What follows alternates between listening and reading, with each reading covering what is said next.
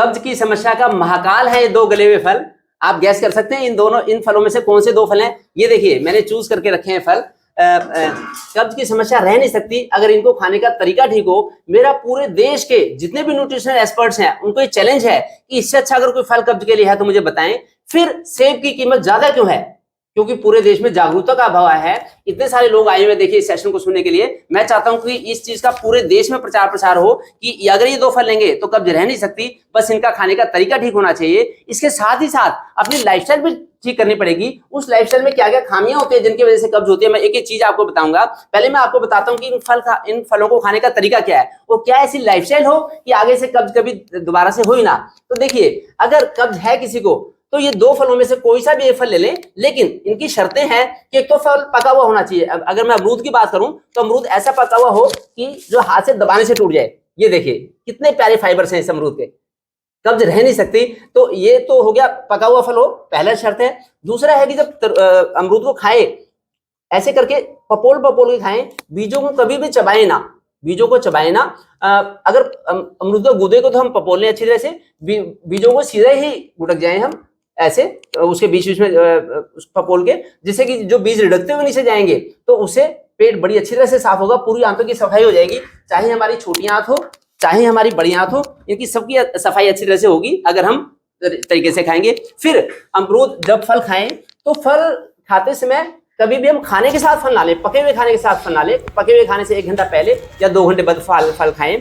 फिर फलों को जब भी खाएं तो साथ में पानी ना पिए, दूध कभी ना लें। जैसे पानी अगर पीना है तो साथ में फल नहीं खाने, 1 घंटे का गैप होना चाहिए, क्योंकि फलों में तो इनबिल्ट पानी होता ही है, फिर हमें पानी अलग से क्यों लेना है। फिर जब भी हम फल खाएं जो दस्तावर फल हैं, अगर ये खाने हैं तो सुबह के टाइम खाएं या दोपहर के टाइम खाएं, शाम को सूरज छिपने के बाद कभी भी फल ना खाएं। फिर फल फ्रिज में रखे हुए ना हो, जितना हो सके फल ताजे फल खाएं, उससे अच्छा रहेगा। इसी तरह से देखिए पपीता है, जो पपीता अगर एक गला हुआ पपीता खाएंगे जिसको आप सब्जी मंडी में छोड़ के आ जाते हैं, सब्जी वाले को डांट के भी आते हैं, वो फल मैं लेके आया हूं। देखिए कितना गला हुआ पपीता है, इसी में जो पेपेन एंजाइम है वो पूरी तरह से एक्टिव है। देखिए पपीते का तभी फायदा है जब पपीता गला हुआ हो। ये गला हुआ पपीता है, कितने शार्प फाइबर्स हैं इसके, अलग अलग फाइबर्स। तो ऐसे गले हुए पपीते को खाने से बड़ा फायदा होगा।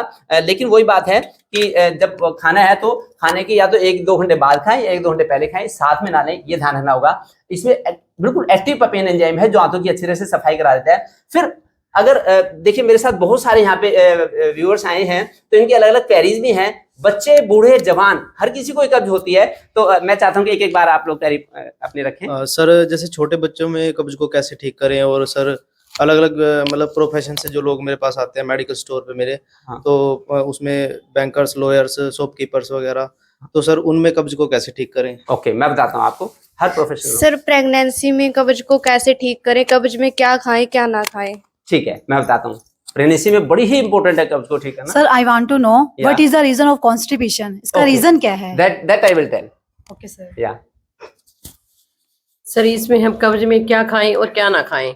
सर चाय और कॉफी पीने से या चाय पीने से या दूध पीने से कब्ज होती है सर? बिल्कुल, मैं आपको बताऊंगा कि भाई कब्ज के लिए कौन सा फूड रेस्पॉन्सिबल है और किस फूड से कब्ज ठीक हो सकती है। सर मेरा क्वेश्चन ये है कि जैसे कब्ज को बिना मेडिसिन के कैसे ठीक कर सकते हैं, तो कोई घरेलू उपाय बताएं। हाँ बिल्कुल, देखो हमें दवाइयों का आदी नहीं बनना, दवाइयों से बच के हम कैसे कब्ज को नेचुरली कैसे ठीक करते हैं, मैं ये भी आपको बताऊंगा। सर ये कब्ज होने का क्या कारण है सर? हाँ, सबसे बड़ा सवाल ये है कि कब्ज का कारण क्या है। मैं कारण आपको बताऊंगा।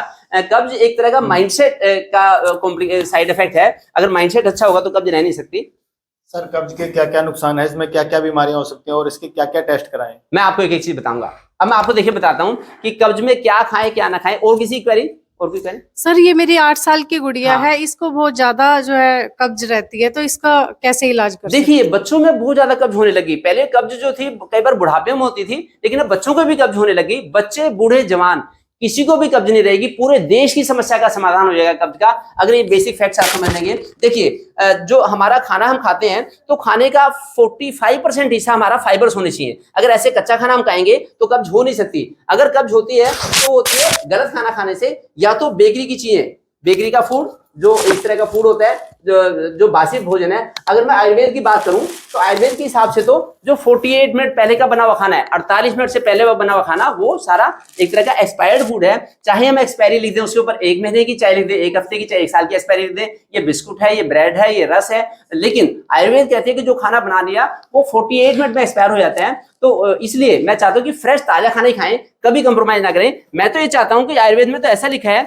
कि अगर हमने आटा भी, अगर आटा, आयुर्वेद का नियम था कि डेली का आटा डेली पीसना चाहिए जब तक गेहूं साबुत है, तो अच्छी बात है। लेकिन अगर एक बार गेहूं हमने पीस लिया तो उसी समय से एक्सपायरी हो जाती है, तो हो सके तो डेली का डेली आटा पीसे। लेकिन अगर एक बार आटा पीस गया तो उसको 1 हफ्ते के बाद ज्यादा यूज ना करें। 1 हफ्ते तक आटा हो, या तो अपने घर में आटा चक्की ले आए। देखिए हम लोगों ने आटा चक्की लेके आए थे, 20 साल हो गए हमारे घर में है, तो हम लोग 1 हफ्ते का आटा पीस देते हैं और उसके बाद पूरा 1 हफ्ता चल जाता है, उसमें मिस्सा आटा ही पीस सकते हैं। इसलिए ताजे अन्न का उपयोग करें और एक मिस्सा आटे का उपयोग करें। जैसे गेहूं है तो उसमें थोड़े से ज्वार, थोड़े से बाजरा, थोड़े से जौ, इस तरह से मिला सकते हैं। मिक्स अगर अनाज लेंगे, अंग्रेजी में कहावत है courser you eat smoother it comes out. अगर थोड़ा सा मोटा अन्न खाएंगे तो अच्छी प्रोटीन आएगी, उससे बड़ा अच्छा रहेगा, पेट अच्छे से साफ हो जाएगा। जितना मैदे से बनी चीजें होती हैं वो सब बीमारी का कारण। 4 व्हाइट पॉइजन वो कब्ज का कारण है। चीनी, मैदा, नमक, ट्रांसफैट, इनसे दूरी बनाए। कोई भी प्रोसेस फूड ना ले, फिर कब्ज हो नहीं सकती। और फिर जो बाजार की बनी चीजें हैं, जैसे कि आजकल मोमोज खाते हैं बच्चे, या फिर पिज्जा बर्गर खाते हैं, नूडल्स खाते हैं, सब बीमारी का कारण है। इनसे बचाव रखना चाहिए। बच्चों को बचपन से आदत डालेंगे तो बच्चे वैसे सीख जाते हैं। अगर उनको हम ढील डालेंगे तो दिक्कत होगी। अब बात आती है कि बर्तनों की। जहां तक बर्तन की बात है, पीतल के बर्तन में खाना बनाएं, अंदर से कलई करा के पीतल के बर्तन में खाना बनाएंगे तो कभी कब्ज हो ही सकती। उस खाने का पाचन अच्छा हो जाएगा। कभी भी ज्यादा स्टील के बर्तन का उपयोग ना करें और प्लास्टिक के बर्तन का यूज ना करें। अगर प्लास्टिक के बर्तन लेंगे तो उसकी सारे खाने पीने की क्वालिटी खराब हो जाएगी। अगर पानी पीना है तो पानी पीने के लिए ऐसे तांबे के बर्तन यूज कर सकते हैं, जैसे तांबे का जग है, या फिर गर्मियों में मिट्टी के बर्तन भी यूज कर सकते हैं। लेकिन प्लास्टिक और स्टील के बर्तनों से थोड़ी दूरी बना के रखनी होगी। और जो छोटे बच्चे हैं, अगर छोटे बच्चों को तो चांदी के बर्तन में भी दे देंगे खाना तो बड़ा अच्छा रहेगा। उनका मन चंचल नहीं होगा, मन स्थायी हो जाएगा। कम से कम दूध से बनी चाहिए तो चांदी के बर्तन में जरूर देनी चाहिए। लोग बर्थडे पे हजारों रुपए खर्च कर देते हैं, ये पैटीज खाई, पेस्ट्रीज खाई, कोल्ड ड्रिंक ली, केक खाया। लेकिन अगर इतना पैसा बच्चों में थोड़ा सा इन्वेस्ट कर दें, उनके लिए चांदी की कटोरी ले आए, चांदी के एक चम्मच ले आए, एक चांदी का ग्लास ले आए, तो उससे दूध से बनी चीजें या जो भी खाना खाएंगे तो उसका कोई एसिड नहीं बनेगा शरीर में, और उनका पेट भारी नहीं होगा, गैस नहीं बनेगी और बड़ा हल्का पाचन रहेगा। ये ध्यान रखें। क्या खाना है कब्ज में और क्या नहीं खाना मैंने आपको बताया। और फिर मैं अगर बात करूं तो सुबह उठ के अगर ऐसे पेठी का जूस ले लेंगे तो धक्के से मल को बाहर निकाल देगा, ये रहने नहीं देगा उसमें। जैसे हमने सुबह योग किया, फिर वॉक करी, उसके बाद ऐसे पेठी का जूस लेंगे बड़ा अच्छा रहेगा। नारियल पानी ले लेंगे, ये भी अच्छा रहेगा। और बाकी तो वैसे तो मौसम के सभी फल अच्छे रहते हैं। मैं तो आजकल गन्ना भी चूसता हूँ। अब मैं आपको बताता हूं कि कब्ज के लक्षण क्या होते हैं, कैसे पता लगेगा हमें कब्ज है। तो देखिए, जैसे कि केला है, जैसे केला ये आराम से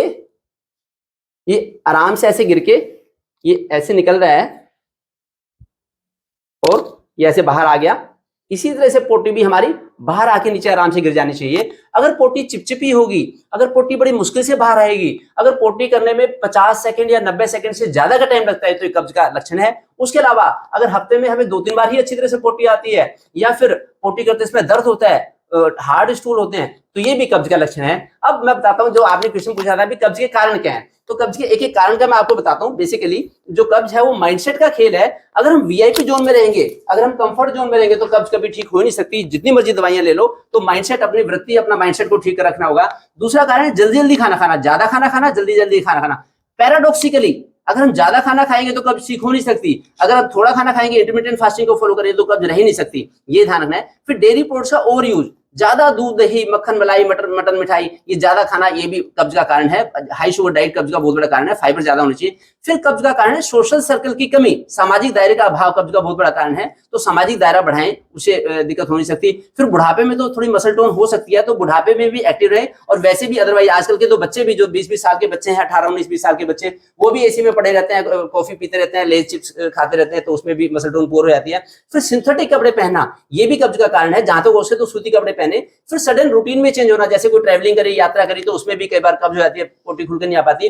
फिर लंबे समय तक दवाइयां खाना, तरह तरह की दवाइयां खाना, ये भी कब्ज का कारण है। और बाकी कई बार बच्चों को स्कूल में टॉयलेट पसंद नहीं आती, ये भी कब्ज का कारण होता है। तो उसके लिए भी उचित उसका समाधान होना चाहिए। बाकी जो ज्यादा छोटे बच्चे हैं, अगर वो बोतल से दूध पिएंगे तो वो भी कब्ज का कारण होता है। अब मैं आपको बताता हूँ कि कब्ज के कॉम्प्लिकेशन क्या होते हैं, आखिर क्यों इतना डरते हैं लोग कब्ज से। उसमें सबसे बड़ी चीज है कि जब मल अंदर शरीर में रुका रहेगा तो उससे टॉक्सिन्स अंदर शरीर में इकट्ठे हो जाएंगे तो बॉडी जहरीली हो जाती है अंदर से, उसे हमारा डार्क कॉम्प्लेक्शन हो जाता है, आंखों के नीचे सर्कल हो जाते हैं, इससे दिक्कत होती है। फिर इसी से मोटापे की शुरुआत होती है, हमारी बॉडी की मेटाबॉलिज्म स्लो हो जाती है। मोटापे की शुरुआत भी अगर हमारा मल खुल के नहीं होता, पेट साफ नहीं होता तो मोटापा होता है। और मोटापे के साथ साथ फिर आगे से डायबिटीज का भी रिश्ता इससे हो सकता है। और यहाँ तक देखें तो मुंह से भी स्मेल आने लगती है और बॉडी से भी गंदी स्मेल आने लगती है। कई बार वॉमिटिंग की फीलिंग होती है और पोटी करते समय बड़ा कमर में साइडों पे दर्द रहता है, वैसे भी भारी कमर पेट भारी भारी सा रहता है। बच्चों की अगर मैं बात करूं तो उनकी लंबाई बढ़नी रुक जाती है, निगेटिव थिंकिंग होती है,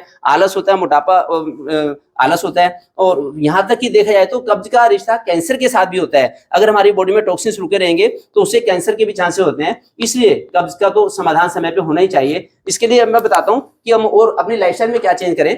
लाइफस्टाइल की अगर मैं बात करूं, एक तो मालिश अगर करेंगे सुबह उठ के अर्ली मॉर्निंग में, 3 काम करने हैं आपको अर्ली मॉर्निंग में, जिससे कब्ज कभी होगी नहीं। एक तो अर्ली मॉर्निंग में सुबह तिल के तेल से आधे घंटे मालिश कर लें, बड़ा अच्छा रहेगा। आंतें बड़ी लचीली हो जाएंगी, चाहे छोटी आंत हो बड़ी आंत हो वो लचीली हो जाएंगी। और उसके बाद जो आपने पूछा एक्सरसाइज कब्ज के लिए, अब मैं बताता हूँ कि कब्ज के लिए 5 एक्सरसाइज करनी है जिससे कब्ज रह नहीं सकती। ये दुनिया की सबसे अच्छी एक्सरसाइज है।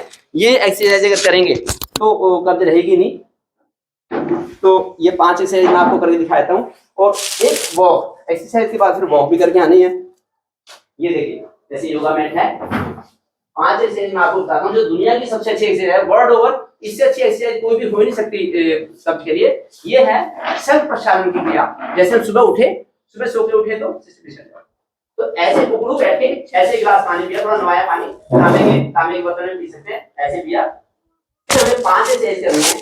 देखिए इसको खड़े होकर हम करेंगे ताड़ासन, ऐसे, जिससे कि छोटी आंत और बड़ी आंतों के बीच में खिंचाव पैदा होगा और मल अपनी जगह छोड़ेगा, ऐसे ताड़ासन। फिर त्रियक ताड़ासन, ऐसे करके ऐसे झुकना, बाएं दाएं प्रसन्न होकर खुश होकर करेंगे। खाली पेट ही हम एक्सरसाइज कर सकते हैं, चाहे सुबह करें शाम करें, अर्ली मॉर्निंग में करेंगे तो अच्छा रहेगा। फिर कटी चक्रासन, ऐसे होके ऐसे पीछे झुकना, ऐसे। वैसे तो मैं अभी करके दिखा रहा हूँ डेमोन्स्ट्रेशन के लिए, वैसे 40-40 सेकंड हमें एक पोज में रहना चाहिए। ये कटी चक्रासन। फिर त्रियक कटी चक्रासन, ऐसे करके ऐसे ऐसे जहां तक हाथ जाता है आंतें हमारी लचीली हो जाएगी। ये हो गया कटी चक्रासन। अब है भुजंगासन। भुजंग मतलब कोबरा पोज, सांप की जैसे, ऐसे करके ऐसे, इससे भी छोटी आंत बड़ी आंत के बीच में खिंचाव आता है और कभी रहने से। फिर त्रियक भुजंगासन, ऐसे टेढ़ा करके ऐसे देखेंगे, जिससे कि छोटी आंत और बड़ी आंत के बीच में फ्रिक्शन पैदा हो और मल अपनी जगह छोड़े। फिर इसका आखिरी अभ्यास है उदराकर्षण आसन। ऐसे बैठ के इस तरह से, ये बैठ एस शेप में बॉडी को बनाना है, एस शेप में, शंख, जो शंख की पोज में बनाना है, ऐसे करके फिर पीछे देखेंगे, ऐसे, फिर पोजीशन चेंज करके ऐसे, फिर ऐसे, फिर ऐसे। ये 5 एक्सरसाइज, इनके साथ तो रह नहीं सकती। जब हम ऐसे उल्टे टेढ़ा होते हैं तो हमारी छोटी आंत और बड़ी आंत के बीच में खिंचाव, ट्रैक्शन एक पैदा होता है, ऐसे ट्रैक्शन, ऐसे खिंचाव, उससे बस एकदम तेजी से बाहर निकल के आता है। कई बार तो बीच में ही एक्सरसाइज करते करते जाना पड़ता है। अदरवाइज 5-5, 10-10 बार ऐसे करेंगे तो कुछ दिन के बाद तो रूटीन में ही आपका पेट साफ हो जाएगा। अगर मैं अपनी बात करूं तो पिछले 55 सालों से मैं तो लगभग दिन में 2 बार ही पोटी जाता हूं। तो उसमें अगर एक सिंपल लाइफस्टाइल होगी, सिंपल खाना खाएंगे तो दिक्कत हो नहीं सकती। अब मैं आपको टेक होम मैसेज दे रहा हूं कि 5 पॉइंट याद रखने, आपको डिसीज प्रूफ लाइफस्टाइल बन जाएगी, कभी रह नहीं सकती। एक है कि शाम का खाना सूरज छिपने से पहले खा लें, ये ध्यान रखें। फिर 3-4 किलोमीटर की वॉक करके आए। फिर आपको 10 बजे तक सोना पड़ेगा, जरूर 10 बजे तक सो जाएं। अगर लेट राइजर, लेट स्लीपर्स हैं आप, तो फिर कब्ज ठीक हो नहीं सकती। उसके अलावा आप अर्ली मॉर्निंग में उठ के 3 काम करें। एक तो सुबह मालिश करनी है, फिर योगा करना है, आधा घंटा कपालभाति। जब धक्के लगेंगे जोर से पेट की दीवार के, पेट के ऊपर धक्के लगेंगे, जब ये हमारा पेट है और ये आते हैं अंदर, तो इनके ऊपर तो मल अपनी जगह छोड़ेगा, ऐसे।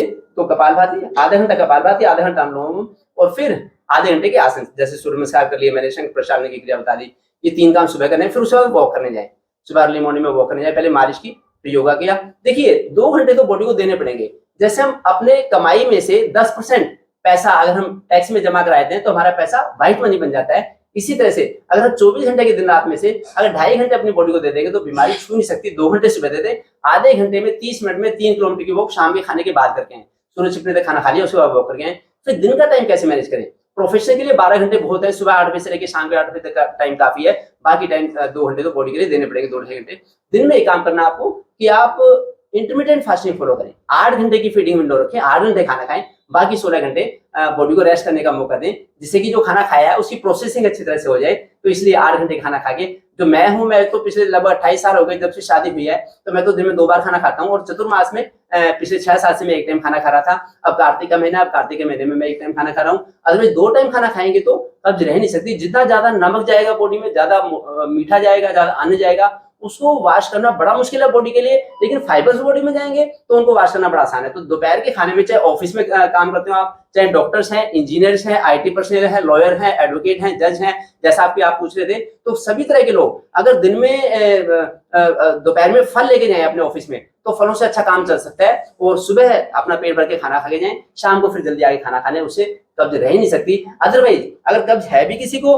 तो ऑन द स्पॉट क्या करें, जैसे कि आपने सवाल पूछा था इमरजेंसी में, तो उसके लिए एक तो जैसे कैस्टर ऑयल है, दुनिया का सबसे सेफ जो ऑयल है वो है कैस्टर ऑयल, तो वो 1 चम्मच ले सकते हैं। ये सेफ ऑयल है, कैस्टर ऑयल दुनिया का सबसे सेफ ऑयल है। इवन प्रेगनेंसी में भी अंडर सुपरविजन तो ये ले सकते हैं, है ना। इससे, और इसका कोई टेस्ट नहीं होता, जैसे नारियल का तेल होता है, जैसे देसी घी होता है, ऐसा टेस्ट होता है, ऐसे ये ले सकते हैं। उसके अलावा जो इमरजेंसी ट्रीटमेंट है कब्ज का, अगर छोटे बच्चे हैं तो ये मोम की बत्ती है, इसे कहते हैं ग्लिसरीन की सपोजिटरी, ऐसे कैंची से काट के, ये मोम की बनी होती है, फ्रीजर में रखनी चाहिए, ये मेडिकल स्टोर से ला सकते हैं। देखिए बड़ी आसान है इसको काटना, ऐसे काट के, और इसमें से मोम निकल जाएगा बाहर। ये जमा हुआ मोम है, अगर ये पोटी वाली जगह में लगाएंगे ऐसे, तो आपको लगा के दिखाता हूँ। देखिए ऐसे अगर पोटी वाली जगह में लगाएंगे ऐसे अंदर से, तो उससे एकदम 10 मिनट के लिए रोक के रखें, फिर बच्चा एकदम पोटी कर लेगा, उससे पोटी आ जाएगी। दूसरा तरीका ये है कि अगर बड़े लोग हैं या पोटी काफी दिन से रुकी हुई है, तो ये इनिमा होता है, इनिमा, ये पानी है, एक तरह का खारा पानी है, इसमें खारा पानी है थोड़ा सा, इसमें मोम होता है, तो ये पोटी वाली जगह में लगा के, और हम ये देखिए ये तो पानी जा रहा है अंदर, अगर पोटी वाली जगह में पानी चला जाएगा तो थोड़ी देर में मोम पिघला के लाएगा पोटी को। अदरवाइज तो बड़े सारे सॉफ्टनेस होते हैं, लैक्सेटिव्स होते हैं, ये देने पड़ते हैं। ये सैनल लीव्स हैं, सनाई के पत्ते, इनसे भी पोटी आ जाती है। कई लोग जो दवाइयां रेगुलरली खाते रहते हैं लंबे टाइम से, तो उनको भी कब्ज की शिकायत हो जाती है। अगर खान पान के रहन सहन के नियमों का ध्यान नहीं रखेंगे तो कॉन्स्टिपेशन ठीक होने का नाम नहीं लेता।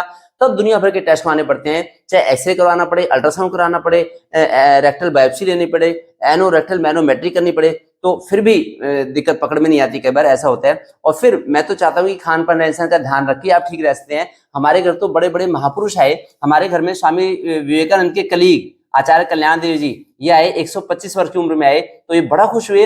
इसी तरह से भाई राजीव दीक्षित जी हमारे घर आए, वो बड़ा खुश हुए, 2 दिन रहे। स्वामी रामदेव हमारे घर पे कई बार आ चुके, बड़ा खुश हुए कि डॉक्टर साहब आप तो भारतीय संस्कृति का प्रचार प्रसार कर रहे हो, आप, बड़ी अच्छी बात है। और मैं तो चाहता हूँ कि अपना खान पान रहन ऋतुओं के अनुसार रखें, किस ऋतु में क्या खाएं क्या ना खाएं। इसलिए दुनिया का सबसे अच्छा फिटनेस कैलेंडर drmanojmittal.com से आप डाउनलोड कर सकते हैं। ये 2024 का है, अब मैंने 2025 का भी लगभग तैयार होने वाला है। हर खान पान के चीजों की ग्रह नक्षत्र राशियां होती हैं, उनके हिसाब से खाएंगे तो बड़ा अच्छा रहेगा। तो ये अब मैं इसकी PDF 2025 की भी आने वाली है, तो ये हिंदी में भी मैं बनाऊंगा, इंग्लिश में भी। इसको आप जरूर डाउनलोड करें, जिससे कि पूरे आपका एक हेल्थ का इंश्योरेंस हो जाए, और खान पान रहन सहन को ठीक करके ही आप बड़ी से बड़ी बीमारियां, चाहे कब्ज हो, फैटी लिवर, PCOD, डायबिटीज और ओबेसिटी, इनको भी आप ठीक कर सकते हैं। ऐसी ऐसी कीमती इन्फॉर्मेशन मैं कह रहा हूँ पूरे देश में स्प्रेड करें, जिससे कि लोग डॉक्टर से कब्ज का इलाज ना कराएं। कब्ज का इलाज करना तो लोगों के खुद के हाथ में है, अपनी लाइफस्टाइल ठीक करेंगे तो कब्ज रह नहीं सकती। अगर लाइफस्टाइल ठीक नहीं करेंगे तो जो मर्जी दवाई ले लें, कब्ज ठीक हो ही नहीं सकती। इसलिए अपने लाइफस्टाइल के मॉड्यूलेशन आप खुद करें, और ऐसी ऐसी कीमती इन्फॉर्मेशन सब लोगों को बताएं, जिससे कि कभी कोई कब्ज से परेशान ना आए। Thank you.